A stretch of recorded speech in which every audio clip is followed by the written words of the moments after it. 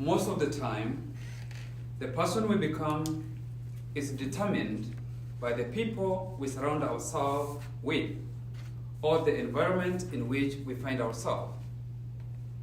As we come closer to the end of liturgical year, let us sit down and ask ourselves, whom have we become?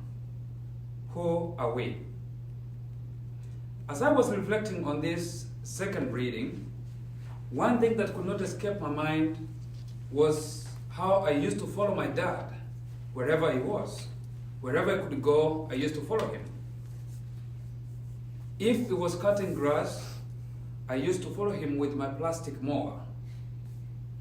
If he was outside fixing a car or fixing my little bicycle, I was always shining for him, even though I was shining on a direct and opposite direction. I imitated my father naturally. He did not instruct me to follow him. He did not instruct me to do whatever he was doing, but I did it unconsciously. I did it without knowing that I was doing that. My father was one of the most kind person I ever met in life. He treated people nicely. Wherever I was with him, he never missed saying hello to and whoever he met on the way. He smiled to everybody. He visited the neighbors. And I noticed why when I'm walking, people they usually say, you walk like your dad. You speak like your father. You smile like your father. Even my own families, my sisters and my brothers, they tell me, oh, you are a copy of our father. You are a copy of our father. We see our father in you. A man who died 20 years ago? How is that possible? But is it not what happens in life? That is where we find ourselves. Each and every one of us has a person whom he looks up to. If I'm a soccer player, I may be looking up to Messi because I want to play a good soccer like him. If I'm a musician, I may be looking up to Ken Rogers or Don Williams because I want to sing like him. Leave that outside world. What happens here in our church? We see our kids, when we kneel, they also kneel. When we stand, they also stand. When we sing, they also sing. That is what happens in life. That's what happens even in our jobs, in our new places of work, where we find ourselves in. We try to imitate the senior workers, those who have been in the workplace for long. We try to imitate, we try to follow their footsteps, to see what they are doing, because we believe that they have been there for long and they know what is supposed to be done. So we look up to them so that we can have that experience. But imitation of people might be good and sometimes it might be dangerous, depending on the person whom you imitate or depending on the person whom you look up to. And that is why in today's second reading, St. Paul has looked up to the Thessalonians and they say, that is not what we taught you. That's not how we lived when we were among you. The Thessalonians, they have forgotten the ways of Paul. The Thessalonians, they have forgotten when Paul was with them, he worked. When Paul was with them, he preached, he was working, he worked hard. And they are saying, Christ is coming soon. Why should we waste our time working? Christ is coming soon. Why should I go to church? Why should I waste my time doing what I'm doing? But Paul is reminding them to imitate him, to imitate them, whatever they were doing.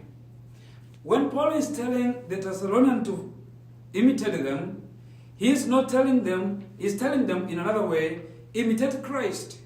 Look up to Christ, the Son of God. God, when he was among us, what did he do? He worked as a carpenter. He worked with his father as the carpenter shop. This is Christ who walked in the dust roads from Jericho. He went to Jerusalem. He did something. This is Christ whom we are supposed to imitate. Christ who forgives. Christ who forgives not only those who have not wronged him, but even those whom have betrayed him.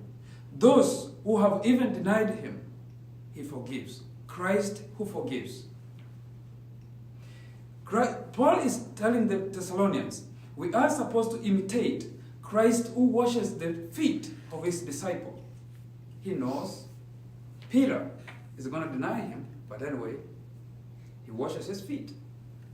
He knows Judas is going to betray him, anyway, he washes his feet. And that is what Christ is calling you today, calling you to imitate. We ask ourselves, ask yourself, who are you imitating? Are you imitating that Christian who comes to church and he says, I'm not supposed to take any responsibility in the church? Are you imitating that Christian who sits in the pew and during the sign of peace, he doesn't want to say hello, he doesn't want to extend a hand to each other? Are you imitating that Christian who come to church instead of referring to the sacrament or to the Eucharist, is there gossiping or is there discussing instead of listening to the Word of God? Maybe you are not imitating somebody, but somebody somewhere is looking up to you. Our little kids are looking up to us. How do we operate in the church? How do we behave when we receive Holy Communion? How do we approach the altar? They are watching unto us. We are setting an example. In our places of work, in your places of work, there is somebody who is looking up to you. And what example are you setting to that person? What example are you setting to the little child who is seated next to you? What example are you setting to the Christian who has just converted to the church? Imagine if all of us at the beginning of this year, if all of us in the morning today, we woke up and thought, today I want to imitate Christ. How will our families look like? How will our church look like? How will our society look like?